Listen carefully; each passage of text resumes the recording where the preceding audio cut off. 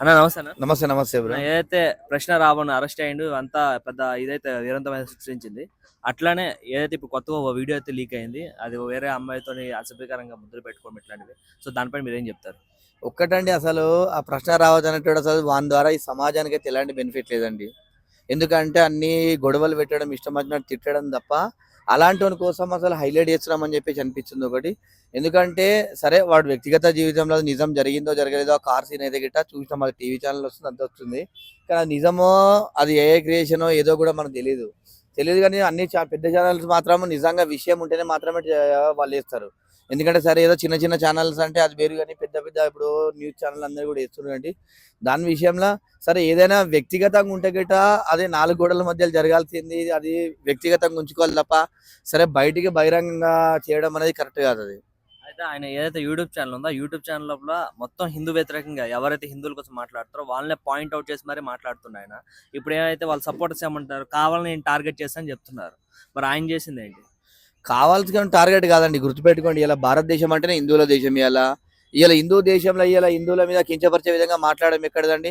సరే, మీకు ఎక్కడైనా గిట్ట ఏ మతం గిట్ట వేరే మతం గిట్ట నచ్చ గిట్ట ఆ మతానికి నచ్చిన మతాన్ని మీరు ప్రోత్సహించుకోండి తప్ప ఇతర మతస్థుల్ని ఇతర మతాలను కించపరిచే విధంగా ఎక్కడుందండి? ఇలా అందుకే ఇలా తప్పు చేసిండు కాబట్టి ఇలా జైలుకి వేయండు. ఇలా ఏదైనా కూడా ఎవరైనా ట్రోల్ చేసినా కూడా ఈ భారతదేశం అంటేనే హిందూ దేశము, ఇలా హిందూ దేవుల కోసం కానీ హిందూ సాంస్కృతిక పైన కానీ ఇష్టం వచ్చినట్టు ఎవరైనా మాట్లాడితే వాడు ఎవడైనా కానీ వీడు కాదు ఎవడైనా కూడా మనం తీసుకుపోయి జైలు తొక్కాలని చెప్పేసి తెలియజేస్తున్నాం. కరెక్టే అండి. ఇప్పుడు గుర్తుపెట్టుకోండి, ఒక మతాన్ని ఏ విధంగా టార్గెట్ చేసి మాట్లాడతారండి? టార్గెట్ చేసి మాట్లాడడం తప్పు కదా. ఇలా సరే, భారత రాజ్యాంగం ఏం చెప్తుందంటే ఎవరికి నచ్చిన మతాన్ని వాళ్ళు స్వీకరించారు, ఎవరికి నచ్చినట్టు ఆ విధంగా తీసుకోరని చెప్తున్నారు. కానీ ఆ మతాన్ని మాత్రమే నువ్వు గౌరవించుకొని గొప్ప చెప్పాలని ఇతర మతాలని కించపరిచే చట్టం లేదుగా అండి. అందుకే వాని పైన కేసు అయింది. నిజం, ఇలాంటి వాళ్ళని మనం ఎంకరేజ్ చేయొద్దు. ఎందుకంటే ఇలాంటి వాళ్ళు ఏమంటే దేశంలో గొడవలు కొట్లాటలు అన్నికి ఇబ్బంది అవుతుంది మనకు. ఎందుకంటే భారతదేశం అంటేనే అన్ని వర్గాలు సమానంగా ఉన్న చూసేటువంటి దేశం ఇది. ఇలాంటి దేశం ఉంది వాటి కంపల్సరీ ఇట్లాంటి మతాలు రెచ్చగొట్టే వాళ్ళు మాత్రం బయటికి రాకుండా చేయాలని చెప్పి తెలియజేస్తున్నారు. ఆయన అదే అండి, ప్రకాష్ రాజుకు ఏంది అసలు హైలైట్ కావాలా? అసలు ఏ టాపిక్ వచ్చినా కూడా అదే అసలు అర్థం లేని విషయంగా మాట్లాడతాడు. ఏదైనా కూడా ప్రకాష్ రాజు కూడా ఫస్ట్ దేశద్రోహం కేసు కింద బుక్ చేసి వాడిని కూడా జైల్లో పెట్టాలని చెప్పి తెలియజేస్తున్నాడు. ఇన్ని రోజుల నుంచి ప్రజల్ని గవర్నమెంట్ మోసం చేస్తూ 4 ఓటర్ కార్డులు పెట్టుకుని ఆయన కూడా నీతులు చెప్తున్నారు. దానికి ఏం చెప్తారు?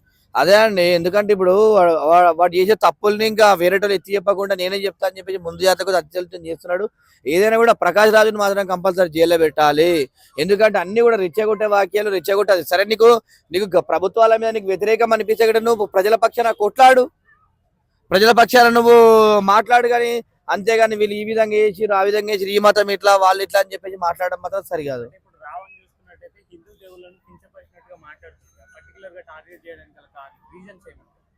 రీజన్స్ అంటే అండి, వానికి ఏం చెప్తారండి? ఇలా గుర్తుపెట్టుకుని సరే, చిన్నపిల్లలు అంటే ఏదో తెలియక మాట్లాడిన అనుకోవచ్చు, కానీ వానికి అన్ని తెలిసిన వాడు ఇష్టం వచ్చినట్టు మాట్లాడుతున్నప్పుడు ఇంకేముంటుంది అంటే రీజన్. ఇలాంటి వాళ్ళని మాత్రం కంపల్సరీ జైల్లో పెట్టాలి, ఇలాంటి వాళ్ళని బయటికి రాకుండా చేయాలి. ఎందుకంటే వీడిని ఒక్క చూసి ఇంకోళ్ళు కూడా తయారవుతారు.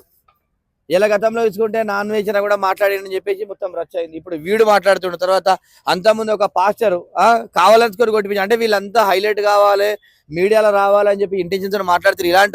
ఇలాంటి వాళ్ళని మాత్రము ఎవరు ప్రోత్సహించదు. గవర్నమెంట్ మాత్రం వీళ్ళని కష్టంగా బయటికి రాకుండా చేయాలి. ఎందుకంటే నీకు ఏ మతం నచ్చ ఆ మతాన్ని నువ్వు గొప్ప చెప్పుకో, కానీ ఇతర మతాలని మాత్రం కించపరిచే విధంగా ఎత్తుకిట్టదు కరెక్ట్ కాదని చెప్పి తెలియదు. అయితే ప్రకాష్ రాజు నెక్స్ట్ తులసి చంద్ అని చెప్పి యూట్యూబర్, అట్లనే మన రావణ్, వీళ్ళందరూ కూడా ఎప్పుడు కూడా యాంటీ ఎలిమెంట్ అంటే యాంటీ నేషనల్ ఎలిమెంట్స్ ఏవైతే దేశానికి విరుద్ధంగా ఏవైతే ఉన్నాయో వాటికి సపోర్ట్ చేస్తారు తప్ప దేశానికి సపోర్ట్ ఏ రోజు కూడా వాళ్ళు మాట్లాడలేదు ఛానల్లో. గుర్తుపెట్టుకోండి, ఇక్కడ ఈ భారతదేశంలో స్వేచ్ఛ చేయడమే తప్పేమో అనిపిస్తుంది ప్రజలకు. అంటే వాస్తవానికి చూడండి, బయట దేశాల దేశం కోసం కానీ ఏమైనా చిన్నపాటి విషయం మాట్లాడడం వాళ్ళు చంపేస్తారు. ఇలా ఎందుకంటే భారతదేశం అంటే ప్రజాస్వామ్య దేశం, అందరికీ హక్కు ఉంటుంది, మాట్లాడే హక్కు అని చెప్పేసి అంటే వీళ్ళు అతిగా మాట్లాడుతారు ఎక్కువ. ఇలాంటి వాళ్ళు మాత్రం బయటికి రాకుండా వేయాలని చెప్పి తెలియదు. ఎందుకంటే వీళ్ళని చూసి ఇంకొకరు కూడా నేర్చుకునే తత్వం అవుతుంది. వాళ్ళని ఏం చేయలేరు కదా, మమ్మల్ని ఏం కూడా ఏం చేస్తారని ఇంటెన్షన్ మాట్లాడుతారు. ఇలాంటి వాళ్ళు మాత్రం బయటికి రాకుండా వేయాలని చెప్పి తెలియజేస్తున్నారు.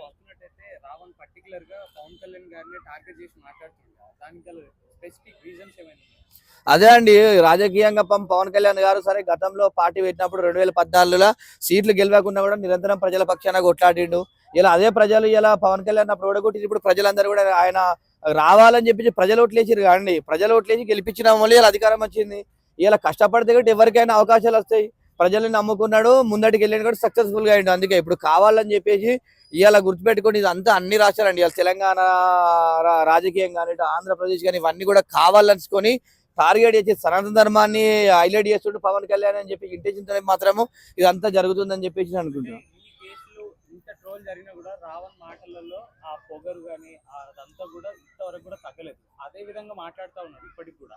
కాన్స్టిట్యున్సీ ఎందుకు అందుకే చట్టం గురించి తెలియదండి. చట్టం కోసం తెలిసిన వాడు ఎవడు కూడా అట్లా మాట్లాడాడు. ఇప్పుడు ఒకటి గుర్తుపెట్టుకుని అన్ని చట్టం గురించి తెలిసిన వాళ్ళు ఇప్పుడు హాఫ్ మైండ్ వాళ్ళకి ఏం తెలుస్తుంది అండి, సగం తెలిసిన తెలియని వాడు అదే విధంగా మాట్లాడతాడు. అన్ని తెలిసిన వాడు కరెక్ట్ మాట్లాడతాడు, వానికి ఏం తెలియదు కాబట్టి ఇష్టం వచ్చినట్టు మాట్లాడుతుండు.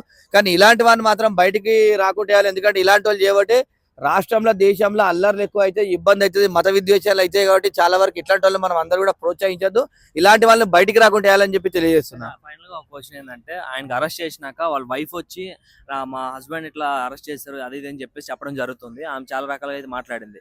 మాట్లాడినప్పుడు యూట్యూబ్ ఛానల్ లోపల నోరు ఉంది కదా అని చెప్పి ఏది పడితే అది మాట్లాడి గవర్నమెంట్ కించపరిచేటట్టు అదే పదవిలో ఉన్న వ్యక్తులను కించపరిచేట్టు మాట్లాడినప్పుడు వాళ్ళ వైఫ్ చెప్పొచ్చు కదా తప్పుగా మాట్లాడుతున్నాం అని చెప్పి. ఈ అరెస్ట్ చేసినాక ఎందుకు వచ్చి బయటకు మాట్లాడుతున్నాం? అదే అండి, ఎందుకంటే జైలుకి పోయిన తర్వాత అప్పుడు తెలుస్తుంది వాళ్ళకి బాధ ఏందో. ఒకటి గుర్తుపెట్టుకుని మాట్లాడేటప్పుడు ఒకటికి 2 సార్లు ఆలోచించి మాట్లాడాలి.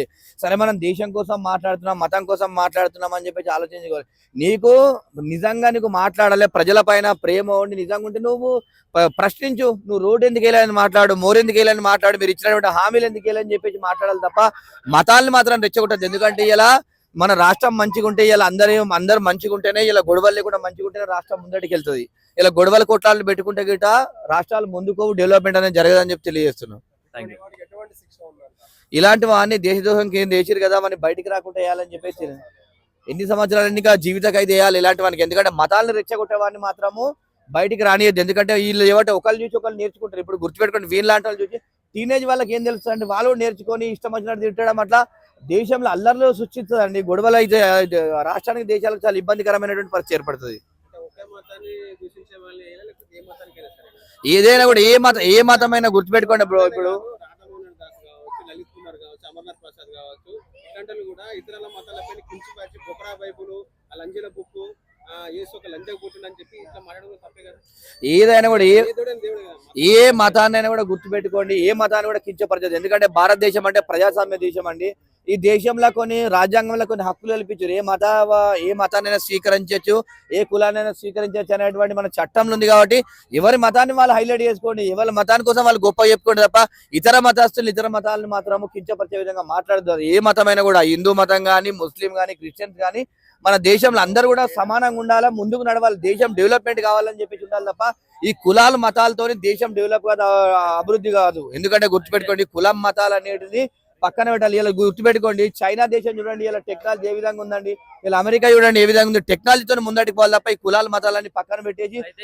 ఏదైతే రాధా మనోహర్ దాస్ ఫ్యాన్స్ ఎవరైతే ఉన్నారో వాళ్ళు ఏమంటున్నారంటే, రాధా మనోహర్ దాస్ తిట్టడం తప్పని చెప్తున్నారు కదా.